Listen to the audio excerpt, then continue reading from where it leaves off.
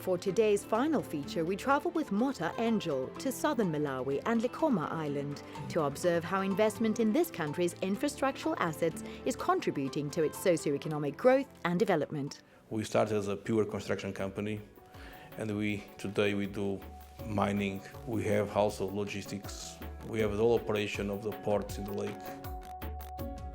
Main city from here, it's about 100 kilometers say from our camp. Previously, it had to take people 3-4 hours to make it to the nearest town, Blantyre.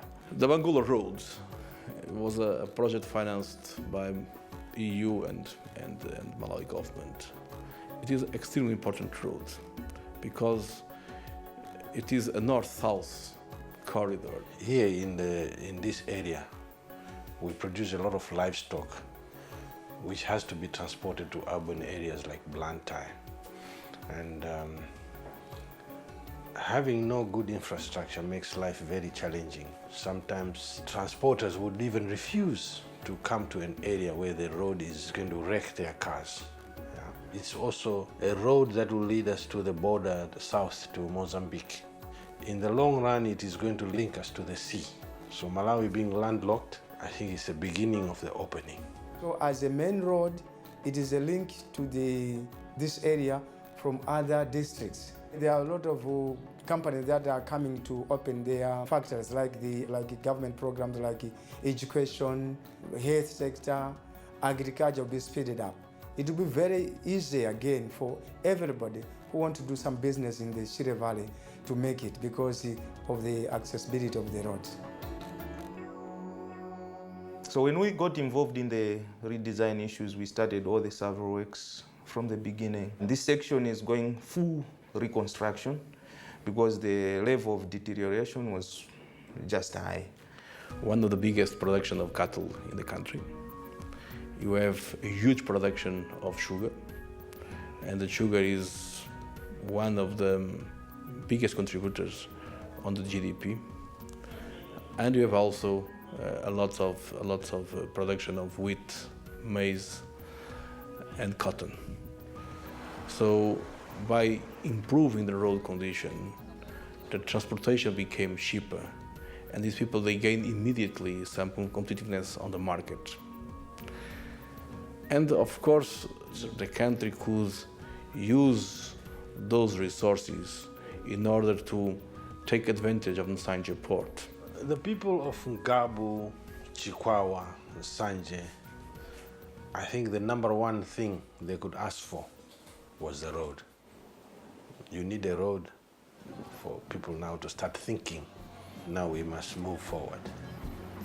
One day I was supervising the roads, and one gentleman on a bicycle stopped right next to me. "Sir, I'm coming to say thank you to you, sir, because my wife was pregnant, and we managed to get her to a hospital, and I can save my wife and my son."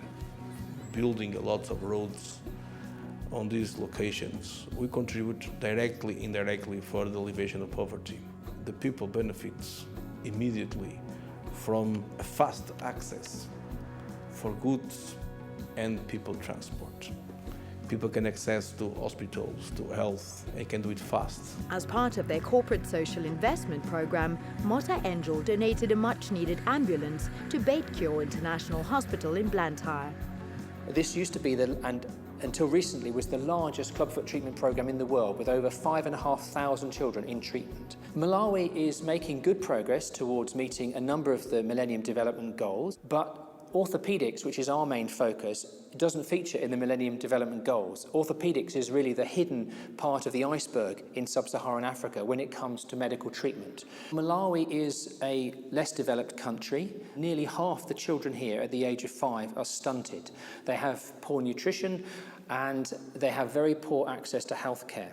So if you have a child in Malawi born with a physical disability, the opportunity for them to have that physical disability corrected, perhaps through a very minor surgical procedure, is very slim. And that's who we have at our heart.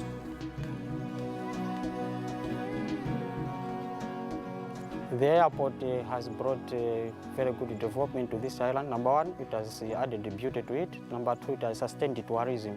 The airport has helped to recruit some young men and women here at the airport. This airport is being used by mainly tourists who also help to sustain their employment where they are employed.